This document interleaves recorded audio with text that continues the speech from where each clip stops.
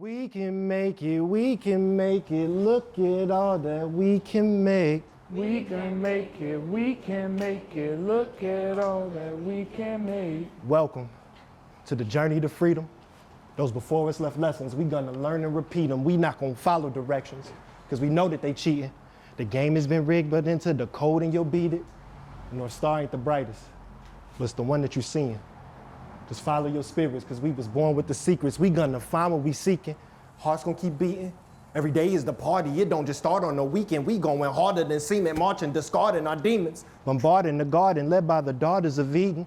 We are all that we needed, clever and never defeated. We do it better together. They want us broken, competing. We defining this moment and giving life a new meaning. We defying the owners, open and bold with our treason. We be smoking and drinking because we be coping with trauma, drama, mama fussing, cussing, and little cousins be bleeding. All of the homies be tweaking, getting locked up for no reason. And us all year, we not just cuffed in the season, catching feelings, healing, still throwing shade in the evening. If you saw the impossible, would that make you believe it? Boarding up our schools, they still don't want us reading, trying to shut us up, cause they don't want us screaming, but we done woke up now. We'll show them what we've been dreaming, oh, they got us fucked up. But here come the Redeemer.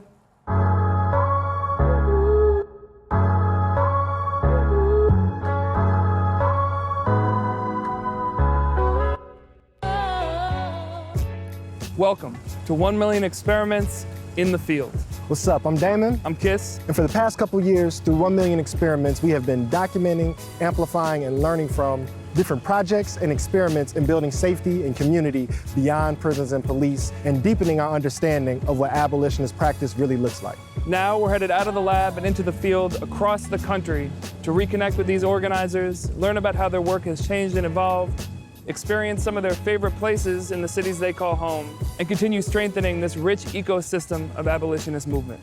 And abolition, like all movements, are rooted in community. So we're coming to classrooms, theaters, and community spaces in a city near you to build, to connect, and invite folks in to creating this new world. We're here in LA in beautiful sunny Leimert Park. We're screening the film while we're out here at Noname's Book Club headquarters and at UCLA, reconnecting with the good folks at Feed Black Futures. I think it's time. Let's get out of the lab and into the field. Let's do it. Here we go. Our first stop was the headquarters for the Noname Book Club, founded by iconic writer, rapper, and Chicago homie, Noname. It's a remarkable experiment in its own right that gets freedom making books inside prisons and convenes readers across the country. It was our first time there, but we felt right at home, especially being hosted by book club coordinator and low-key superstar, Xanthe. Good evening. How's everybody doing? Good. Okay, that's good to hear. I'm JD. I am the event coordinator at the book club headquarters. You ain't gotta do that. Thank you, thank you. And so 1 Million Experiments started as an online database of different practices and projects We're and giving community the whole film away. safety. But no, just let them know. I know. So that exists. We made a podcast. From the podcast, we made this film. So. And we also want to thank our production partners at Soapbox Productions and Organizing. But settle in, enjoy yourselves. We're so excited to share with y'all 1 Million Experiments. See y'all after the film. We'd shared the film a couple times with, friends and family and once in Chicago, but this was the first time bringing it into a room of new people in a new city. And it was a delight and honestly a little nerve-wracking to see it reflecting on their faces. We started to know what we hoped to be true, that who was in the audience was the folks already experimenting in their own ways. Artists, on-the-ground organizers, students, and old friends. In this work that you both do, what's something that you feel like you have failed at and learned from? Failure has been like the most regular part of the work. And so I think I don't want to be too big wordy, but there's this notion of dialectics of how we move through contradictions.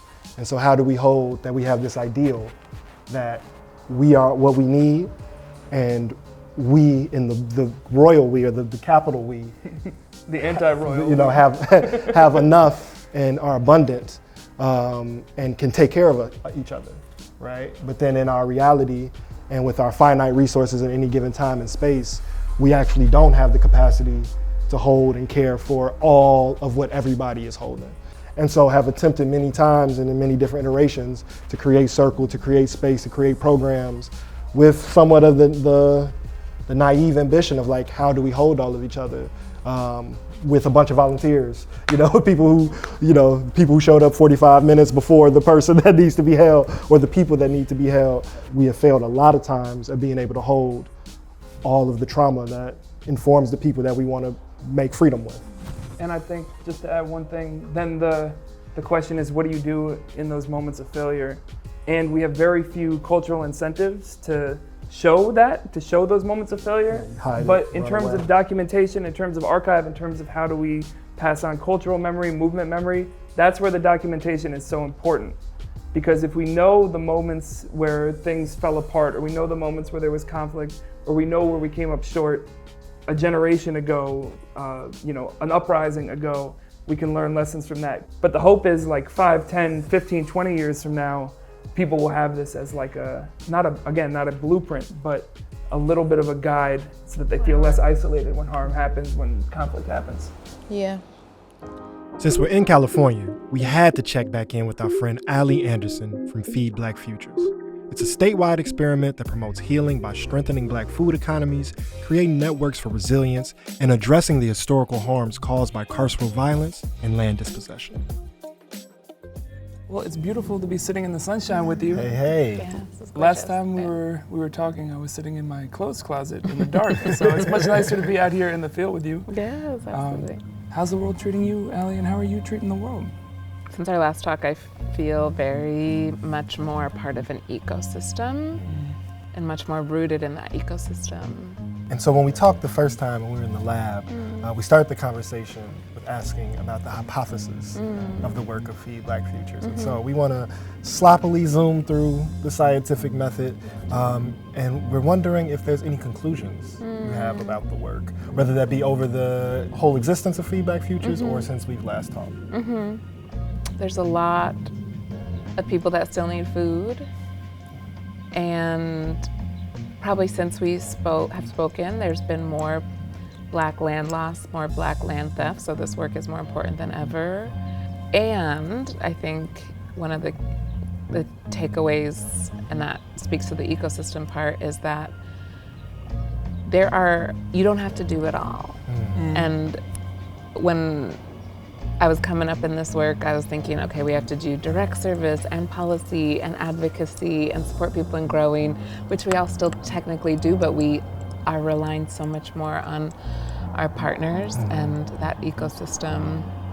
And, as Audre Lorde told us, there's no liberation without community. Like, leaning into community is a practice that I've taken really seriously since our last discussion. One of the themes that is coming out of this project is the power of beautiful failures. And so Miriam Kaba says very eloquently that we should be proud to fail, and we should not let the fear of failure prevent or preclude us from trying. Yes. Or sometimes things end, but we should not give up because we're afraid of failure. Yeah. And so I want you to talk about the beauties of failure in a couple of ways. One, for you as an organizer and movement builder, how do you move with that feeling internally? And then two, in the work, are there any beautiful failures that you and your team and community have learned from that have been of value? Sure. Yes, and as someone who comes from an immigrant background, failure is not always seen as beautiful. And as someone who struggles with perfectionism, that's not... Still a challenge. It's still a challenge, absolutely.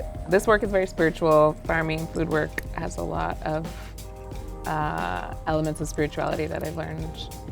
And one of the meditation teachers that I follow, Reverend Angel Kyoto Williams, returning is the point. Like, you will get distracted as you sit and meditate, but as long as you return.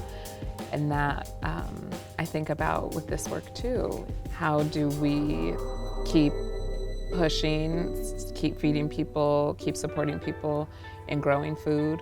One of our members, really took that to heart, and her name's Miss Victoria, and she would be okay with me sharing this because she now has her own organization called Seed to Skillet. Oh, wow. So we would get her food during the pandemic. She lost a loved one during the pandemic, and then she started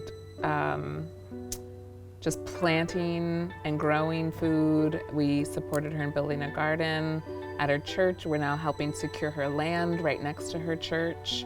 And she had a lot of loss, and all of our communities have had a lot of loss, but she's someone who has turned that loss into a beautiful garden.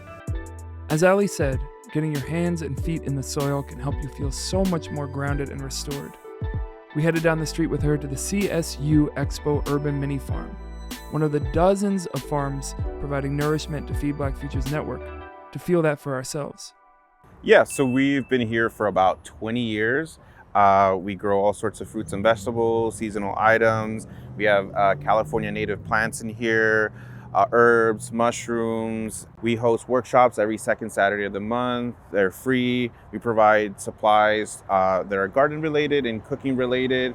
We provide nutritional information to the crops that we grow and then use in the workshops. And we open up this space so community members can come in, learn by doing training, as well as students, interns to come in to do either community service hours, or for those that just want to get out of the house and get their hands dirty. And so what has the land, what has the soil, what has the crops taught you about what it means to experiment? It's a learning process. You really learn by doing, because as you can see, there's trees, there's all sorts of stuff growing here. Take the loquats that we have growing in the back over there. You'll find these all over South LA or LA. And sometimes the kids that are growing up in the neighborhoods will become desensitized, and it's just something that's growing in my neighborhood. But not until we sit down, we have a moment to really look at the fruit, to smell it, to see the colors, everything, and then to taste it. It really, I don't know, puts a little light bulb on the top of their heads where it's like, oh, I can eat this. This actually tastes good. And they now are exposed to the food that they have growing in their communities. As the afternoon shadows started to creep through the banana leaves, we had to leave Chris and the loquats behind. We were fortunate to be invited to show the film at UCLA by Professor Cass Turner, who created a beautiful container for our work. We were also thrilled and humbled to chop it up with Robin D.G. Kelley, a movement icon, a prolific author and professor, and just a really, really smart dude. So let me come back to, of course, this tremendous film.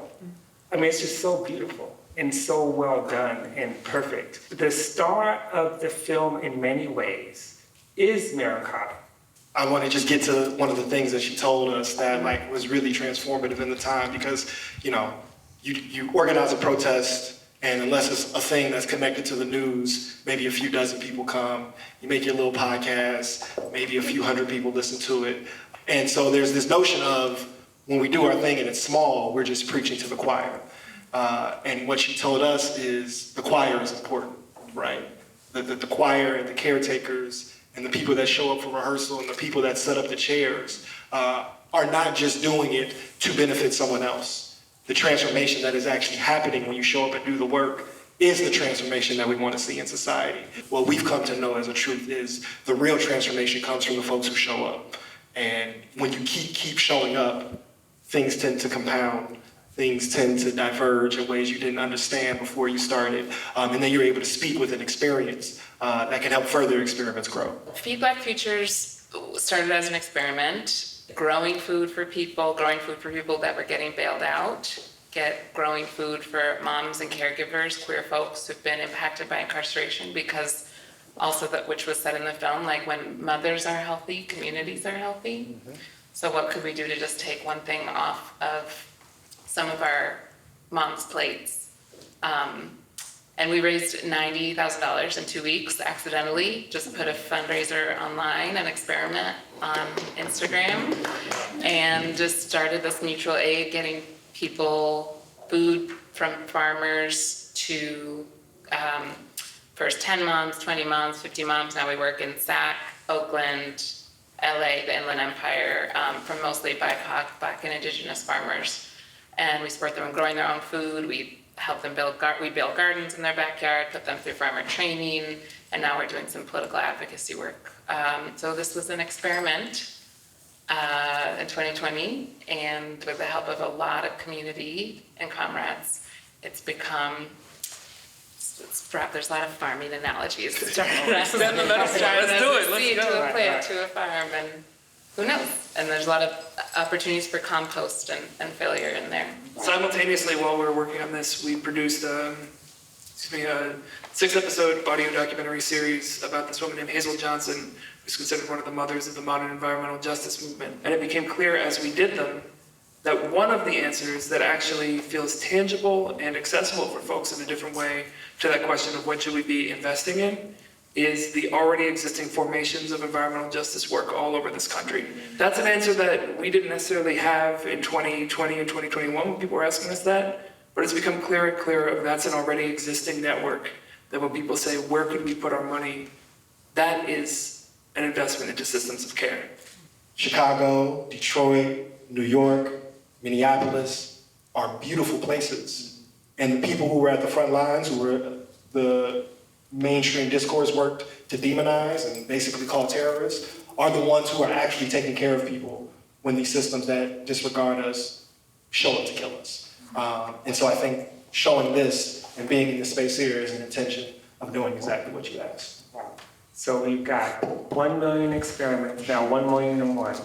Heading into the field here in LA as part of this experiment in its own right, it was honestly super comforting to lovingly explore the concept of failure as a necessary ingredient in the redefinition and creation of safety. Our time and conversation with Allie helped us learn the value of stepping into fertile soil even when you're not sure how your seeds will grow. And showing the film helped us see the beauty we've already harvested. In the midst of a city held up by facades, movie sets, and American hubris, we experienced how the humble and liberatory work of growing food and feeding our people teaches us how to return and learn from our mistakes. We return not because we're perfect, but because we believe in a more rooted, more life-giving way. With that experience, we can keep experimenting together. Until next time, much love to the people. Peace.